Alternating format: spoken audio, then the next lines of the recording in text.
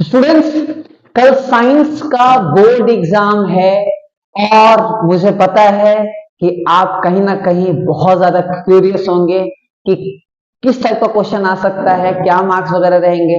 तो फिलहाल तो मैं तो आपको कोई पेपर वगैरह नहीं बता सकता, ठीक है, आपने ऑलरेडी सफिशिएंट प्रैक्टिस कर लिया है। बट मैं आपको ये बताना चाहता हूं कि क्या क्या मिस्टेक आपको नहीं करना है और जनरली फिजिक्स में बच्चे क्या मिस्टेक करते हैं। तो मैं आपको बता दूं कि कुछ कॉमन है जो जनरली बहुत सारे बच्चे मिस्टेक करते हैं, जिनकी वजह से उनका मार्क्स कम आ जाता है फिजिक्स में क्लास 10 के बोर्ड एग्जाम में। मैं मोस्ट इंपोर्टेंटली बात करता हूं लाइट से कि बच्चे रे डायग्राम क्लियर नहीं बनाते हैं। तो आपको रे डायग्राम बहुत ही क्लियर बनाना है, चाहे वो कॉन्वेक्स मिरर से रिलेटेड हो, चाहे वो कॉनकेव मिरर से रिलेटेड हो, चाहे वो लेंस वाले चीज से रिलेटेड हो। आपको रे डायग्राम बहुत ही अच्छे से neat and clean with proper symbol of focus कहाँ है, रेडियस ऑफ कर्वेचर वगैरह कहाँ है, सेंटर ऑफ कर्वेचर कहाँ है, ये सब अच्छे से आपको प्रॉपरली बनाना है, एरो बनाना है। साइन कन्वेंशन कि जो आप मिरर फार्मूला में साइन कन्वेंशन यूज कर रहे हो, ऑब्जेक्ट डिस्टेंस का, इमेज डिस्टेंस का, मैग्निफिकेशन वगैरह का, प्रॉपर साइन कन्वेंशन आपको मेंशन करना है। साथ में कौन से डायमेंशन में, सेंटीमीटर में है, मीटर में है, इनकी भी आइडिया होना चाहिए।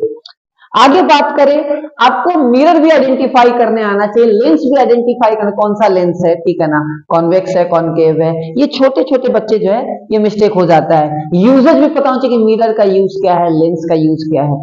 आगे आते हैं इलेक्ट्रिसिटी में। तो इलेक्ट्रिसिटी में बच्चे को प्रॉपर ओम्स लॉ का तो आइडिया होना ही चाहिए कि जो करंट है वो रेजिस्टेंस के क्या होता है, उल्टा होता है। करंट डिवाइड कैसे हो रहा है, सीरीज क्या है, पैरेलल क्या है, एमीटर का यूज क्या है, वोल्ट मीटर का यूज क्या है, एमीटर लगाते कहाँ है, सीरीज में लगाते हैं, ठीक है, वोल्ट मीटर पैरेलल लगाते हैं। ये बच्चे को आइडिया होना चाहिए। कौन ज्यादा बल्ब ग्लो करेगा, तो पावर का कॉन्सेप्ट पता होना चाहिए, power equal to V I या आई स्क्वायर इंटू आर।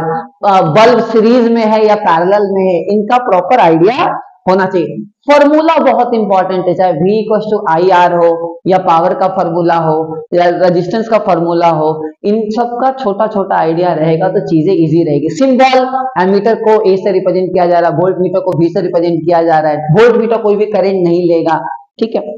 आगे बात करें मैग्नेटिक इफेक्ट ऑफ करंट में, तो मैग्नेटिक फील्ड का डायग्राम वगैरह अच्छे से, नॉर्थ पोल से निकल रहा है, साउथ में घुस रहा है, अच्छे से आप दिखाएंगे, ठीक है।